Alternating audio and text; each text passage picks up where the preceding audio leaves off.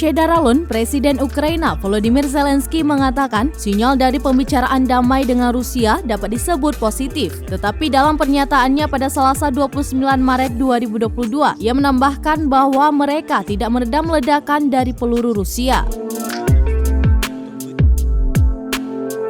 Dalam pidato larut malam dilansir Reuters, Zelensky juga menyatakan kehati-hatian tentang janji Rusia yang secara tajam membatasi aksi militer di beberapa daerah. Ia mengatakan Ukraina tidak akan mengurangi pertahanannya. Rusia dan Ukraina telah melakukan negosiasi damai di Istanbul, Turki pada Selasa 29 Maret 2022.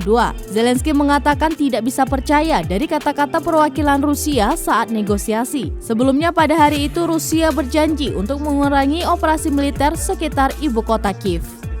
Усім нашим захисницям, усім, хто забезпечує оборону Києва. Саме їхні хоробрі та ефективні дії змушують ворога відходити на цьому напрямку.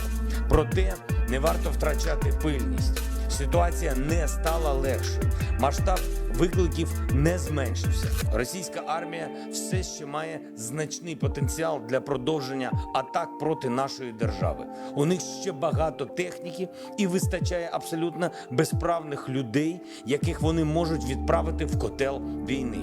Тому ми не розхолоджуємось, не знижуємо наші оборонні зусилля, як на півночі нашої держави, так і в усіх інших регіонах України, куди тимчасово зайшли російські війська. Оборона України – це завдання зараз номер один, а все інше...